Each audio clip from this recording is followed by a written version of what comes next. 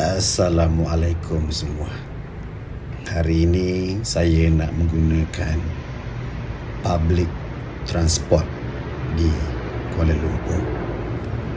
Mungkin secara harian saya menggunakan kereta, saya gunakan motor untuk ke mana-mana. Tapi hari ini saya gunakan kemudahan pengangkutan awam di Kuala Lumpur.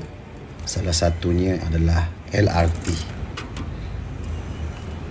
Mungkin orang akan beranggapan duduk di bandar besar di Kuala Lumpur semuanya menggunakan duit.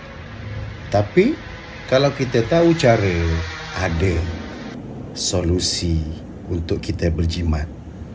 Contohnya untuk ke mana-mana kita boleh gunakan bas, LRT, monorail, komuter. Saya pun dah lama sebenarnya tak menggunakan LRT untuk saya pergi ke KLCC, Masjid Jamek ataupun ke Avenue K. Jadi hari ini saya bawa semua penonton yang melihat video ini sama-sama mengalami rasa kita naik menggunakan public transport iaitu LRT untuk menuju ke Avenue K.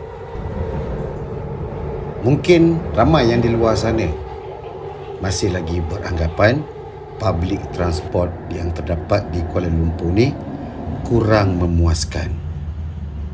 Tapi sebenarnya pengangkutan awam di Kuala Lumpur ni di antara pengangkutan awam yang terbaik yang terdapat di Malaysia. Selain dapat kita menjimatkan duit, kita dapat juga menjimatkan masa. Inilah vlog untuk tahun 2025 dari saya, Lansiro. Semoga tahun hadapan kita dapat meneruskan lagi usaha dan juga cita-cita kita. Salam ikhlas dari Lansiro.